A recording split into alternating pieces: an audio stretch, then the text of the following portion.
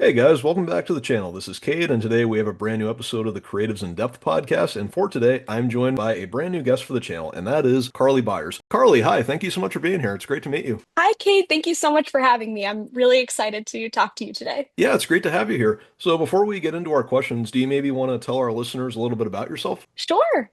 So my name is Carley Byers. I'm a writer, director, and producer based in New Bedford, Massachusetts. And I have a history in theater, so a lot of my films are very whimsical. They have movement and dance involved in them. I'm a producer of many things, but I find a specialty in short films. So I've done a lot of short films and music videos, and I also professionally work in commercial and the feature film world too. That's awesome. So to start this off, the first thing I wanted to ask you was, for you just as a young filmmaker, where did your love for cinema really come from?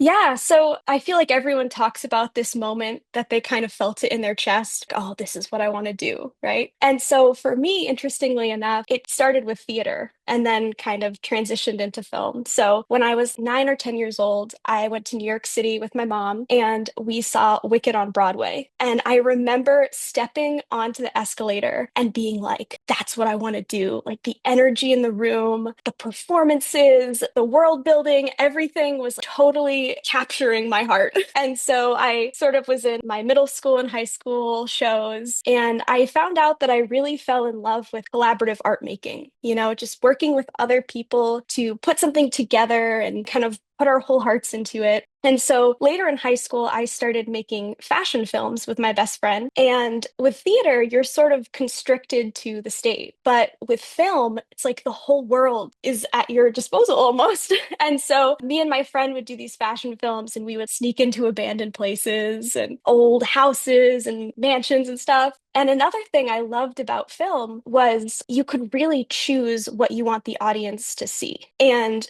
when you make a film, you can show the same film over and over. Where in theater, you never know how you're going to perform that night. It's like always a gamble. So I love the control of filmmaking and also just using the world as a space. Yeah, it was sort of through theater that I found film. Well, in growing up, apart from wanting to be a filmmaker and having that dream, were there any other careers that you were maybe interested in exploring also? Well, for a little bit, I wanted to be a cupcake baker. The cupcake craze got me. But no, I was always like really into Food Network. And so I thought about maybe being a chef or something, but I realized I liked eating more than I liked cooking. But yeah, no, I mean, of course, theater, I thought maybe for a short while I would be on Broadway, I would be an actress. Don't have much of a singing voice, but that's okay. I always tell people I've been a lot of doors and hands, like on set. If someone needs the door to open, like a ghost needs to open the door, I'll crouch back there and like push the door open and stuff. But yeah, maybe a baker, maybe an actress, but ultimately, film took the cake.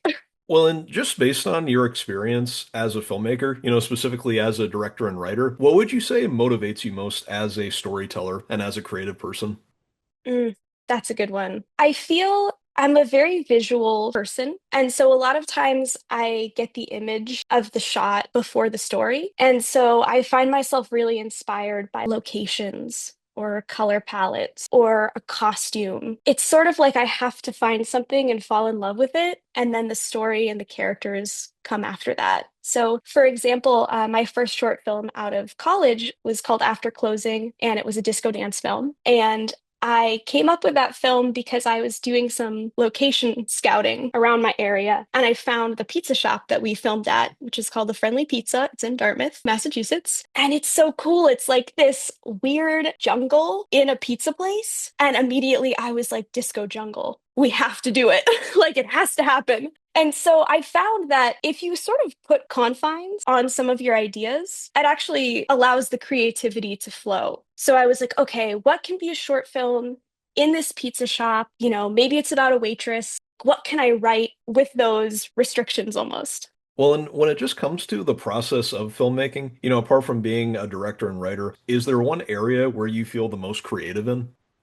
So I love pre-production. I love pre-production as a writer director and also as a producer, which is something I'm really passionate about. But just that time when you finish the script and you feel really good about it. It's lived in your head for so long, and then you're able to bring on your collaborators. And finally, you can talk to someone about, okay, what should this look like? What should this feel like? I mean, I love working with DPs. I have to mention Hunter Anderson, who's been a guest on the podcast before. I love her so much. She was my first DP that I worked with outside of college. Instantly, we clicked, and she has shot After Closing, Don't Fall from Grace, and a handful of other things. But yeah, just that time when you get to like celebrate this film that you have worked so hard to write and you're making all of these creative decisions with other people. And then being on set is great too. That's a whole other thing. When you get to connect with your actors and they bring themselves to the role is so special. It starts as yours and then it becomes everyone. And then it's yours again in editing with your poor editor. I have so much respect for editors because post-production is not the place that I shine, but it makes film, right?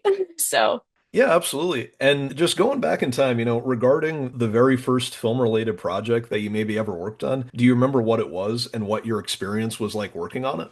yeah, so my very first film was a fashion film that I made with my high school best friend. We actually did it for like a business program, which sounds crazy, but you had to forecast future trends. And so we decided to do kind of a badass leather jacket, like ripped jeans kind of music video. And so we filmed it at this place that used to be in New Bedford called the Demolition and Salvation Building. Look it up if you get a chance. It was incredible. It had floors of bathtubs and lockers, and actually a lot of films used to get props from there. So Black Mass got a lot of props from there. And tucked in the back of Demolition and Salvation was this store called Circa. And Circa is still around today. It's in a different location, but it had all of these vintage clothes. And that was so, I think, pivotal for me as an artist was to be able to like play and explore all of these clothes from different time periods. And the owner, Chris, who's a dear friend, was so open to letting me and my friend Lexi try on different outfits and, make films with them. And then, of course, we were in the theater, so we would always go back and be like, all right, we have a new play. What can we get from Circa? So just we made this fashion film. We felt really cool. And I think that spirit has continued from my work. I love making period pieces. So yeah, it kind of started it all. Well, and also when it comes to, growing up and learning the process of filmmaking and also storytelling, was there anyone in particular who really guided you to become the creative person that you are today? Yeah, I think that I owe a lot of my creativity to my family and specifically to my mom. If you know my mom, you love her. She does a mean craft service on set, but she always encouraged me to be an artist, and that's really special and something that not a lot of people get. And she didn't come from a creative profession. Now, in her later years, she's finding pottery, which is great. But I was always really supported at home to pursue film, to pursue art. And I think that I had this natural love of it, but it was fostered and it was always encouraged. I did dance growing up. So just having her and my family like come to my dance recitals, come to my shows, classic. I made a film. She wants to show everyone. I'm like, please, I'm hiding in the corner. I'm like, please don't show my film at Thanksgiving. But really looking back is like I owe her so much. I owe her and my family, my dad, my sister, so much to really have encouraged that. Yeah, and when you look back at some of your earlier projects, are there any that really helped you understand, which areas of film you wanted to explore more, such as writing and directing, but were there any areas that you realized right away that you weren't really interested in exploring? Yeah, totally. Well, so I went to college for film. I went to Massachusetts College of Art and Design for film video, which was great. I loved going to art school. It was so much fun. But I think I quickly learned that I didn't know what it was called at the time, but I was always the girl with the binder and the spreadsheet? And so I was producing a lot of my friends' films before I made the connection that I could be a producer. So more when I graduated, I sort of said, okay, I'm a producer. But I always was really interested in helping organize, getting people together, getting a date on the calendar, getting the equipment. I love supporting a director. I find it really gratifying to be able to take someone's hand and say like, all right, we're going to make this film. I'm going to do the logistics. It's going to be great. So I always was attracted to producing, and I think it even goes back to those early days of when I was in theater, being an actress, but also I was involved in doing the costumes and the props and going to local businesses and asking them to put an ad in our program. That was always good for me. And then directing, yeah, I think it's just really special and really fulfilling to have something in your mind that then people will come together and we create together, but you're sort of like the leader of this special thing. I'm losing my words, but I always was really interested in directing, coming from being an actress, and then really trying to figure out how to best communicate emotions to other actors and having us build that together. Yeah, and in my opinion, one of the best and most rewarding things about filmmaking is always just the collaborative process. And it seems like it is one of your favorite aspects as a filmmaker. And, just with that, I'm curious, is there anyone who you've collaborated with more frequently on projects? Yeah, so I'm very grateful. My best friend is an editor, Petit Deer. We went to college together, and we've done things before where I'll edit a project and he'll edit, the same footage, and they're similar, but his is just a little bit more refined. You know what I mean? Like, yes, that's it. And so I'm very grateful to have him in my orbit because whenever I need an editor, I always look to him, and then Hunter, who you talked about. But yeah, I mean, there's so many crew members who worked on After Closing who I just really wanted to work on Don't Fall from Grace with. Melanie Nesteruk, our gaffer, Diz Dizio, our production designer. They were a set decorator on After Closing, but came back as a production designer for Don't Fall from Grace. And like the list goes on and on. But there is something about the New England film community that is so cool. I mean, there's incredible artists who are down to do passion projects and who will really show up and, bring their gear, bring their enthusiasm, bring their artistry. And it just feels like a very special place to be making films right now. Yeah, and apart from that, as a filmmaker and as a creative, just looking back on your experience as a whole, what have been some of the biggest struggles that you've really had to overcome to get to where you are today? Yeah, I mean, I'll be honest with you. The first thing that I think about is funding. I'm also a producer, so always thinking about how to fund a project is on my mind. So, yeah, something that I hope to help people with in the future is making that connection between the creative and the financing. And there's a lot of different avenues you can go down. Many people self-finance, but that's a huge investment on your part. There's crowdfunding, which I'm doing a crowdfunder right now for a short film, and it is a full-time job, as people say, and then you're asking your community, your fellow filmmakers, to support you. And so sometimes it feels like we're all passing around the same $10. So it's like, okay, how do we find people outside of our network who might be interested in our filmmaking? And then something that I haven't done before, but the more I start thinking about feature films is like private equity or investors. How does that work? How do you get a return on investment? You make this beautiful independent feature film. Where's the audience for it? How do you convince people to watch it?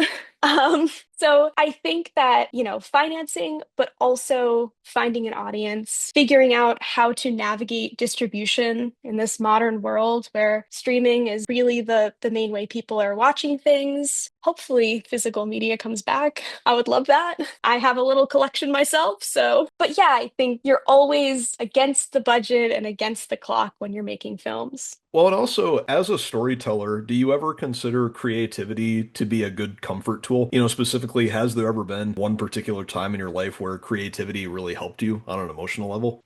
Yeah, absolutely. I would love to talk about a recent experience I had. I had the opportunity to go to the Azores, which is off the coast of Portugal, for a creative residency.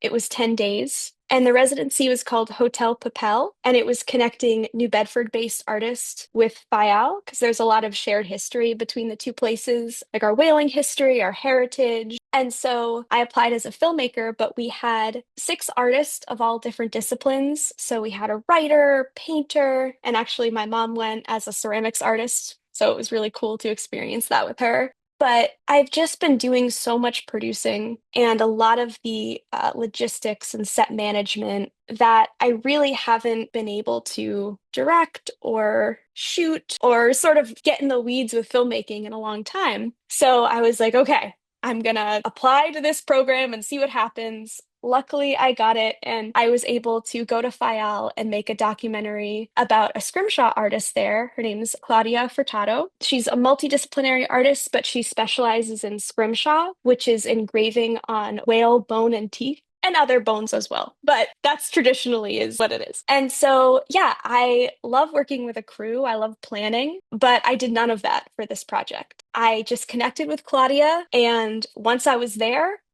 I was like, okay, we're going to shoot something. We're going to do this. So I had my little camera rig that I had built, which I was very proud of myself. And every day I just, worked with her filming, or I edited, or I showed it in some way. Like I just really spent that time focusing on the craft and sort of left everything on the other side of the Atlantic. And it felt so good. I came back super creatively refreshed. Oh my gosh, I needed that.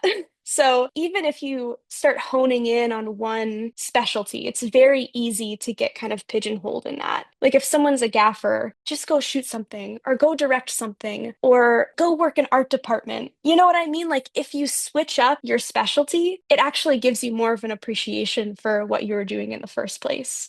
Yeah, and also looking back on everything that you have been involved with as a young filmmaker, what are some of the projects that you'd say you're most proud of to this day? Yeah, I think for me as a writer director, I am really proud of After Closing, the disco dance film, just because we were so young.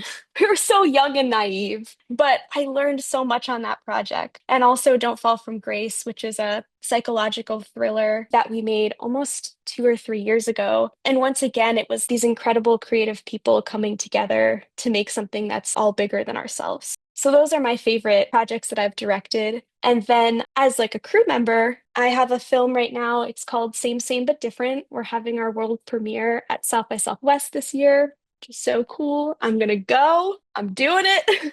And I was the location manager and production secretary on that project, but we filmed it in the South Coast, maybe 20 minutes from my house. So we worked with a lot of businesses that I'm familiar with. We shot at a lot of locations that I had connections to. And so it feels really special to have made that in the backyard, you know? And I think it encouraged me to be like, oh, I want to make more films in the South Coast and help people make more films around here. So that's a really special project. And, it was super indie. So we all became family really quickly on that one. A lot of fun. Yeah, and you kind of answered my next question, but apart from that, do you have any other big projects coming up soon? Yes, always. Always projects in the works. So I have two short films that I'm producing right now. The first one is called Actualization, which is about emetophobia or the fear of vomiting. And we are working on it. We are still funding, but all of the sets are hand built. So that's something I've never done before, kind of tapping back into that theater background. Our writer director, Jana Cipriano, is an incredible visual artist. Check her out. Finding Bright Studios is her production company. And yeah, she does a lot of incredible work. So that's happening. And then another short film that I'm producing, this is the one we're currently crowdfunding with, is called Why We Left, it's going to be a beautiful film. It's based on a short story by Anna Menendez, but it's going to be directed and it was adapted by Joan Casson, which is a beloved producer director. She's actually the first producer I ever worked with. We worked on a yogurt commercial together, and she's still in my phone as Joan Yogurt Producer, which is cool. But that film is actually about a couple who has experienced child loss, and it's just another look on grief. It's going to be very visual and poetic, and very excited about that film. So those are the two shorts. And then I'm line producing my first feature this summer, which is a huge goal of mine. It's called Daydream, and it's going to be shot in Bristol, Rhode Island in June from writer, director, and lead actress Gwen Hope. Very excited. And then the last project I'll bring up is I'm going to be directing a short film called The Week Before that Hunter is going to be DPing, and our lead actress from Don't Fall from Grace, Ariana, has written and will be starring in. Yeah, I have a lot of awesome projects with great people in the works, powerful women getting shit done. And I also have to mention, last project, I'm on the producing team for Victor Herman's new feature. We're going to be applying to some festivals with the screenplay. Yeah, I can't say much about it yet, but I love Victor. He's another awesome filmmaker, very cool. He's specializing in thriller and horror stuff. He would be a good guest on this podcast too. Yeah, and moving on to my last two questions. So, if you haven't made this already, what would you say would be your dream project and why? This is such a good question. I mean, so my first film that I made, Firebird, that was my senior thesis, focused on a ballet dancer. And it was so much fun to get into that headspace and think about all of the psyche behind being a ballet dancer. And so I think a project with that in some way, like maybe it's a thriller, maybe it has like a dark air to it. I don't know, but something dance related for sure. Yeah, and just to wrap this up, any advice for aspiring filmmakers or creatives out there, just based on your own experience? Yeah, I think the most important thing is to find your people. Find other like-minded creatives who you can bounce ideas off of, who you can collaborate with, who are going to show up for you and you can show up for them. Just like building your community is so important. Yeah, I completely agree. All right, guys, I think that that's the end of our interview. Carly, thank you again for being here. Thank you so much for having me. This was awesome. All right, guys, thanks again. Don't forget to like and subscribe, and I'll leave the links for Carly's content in the description if you want to check that out, and we will see you all again very soon.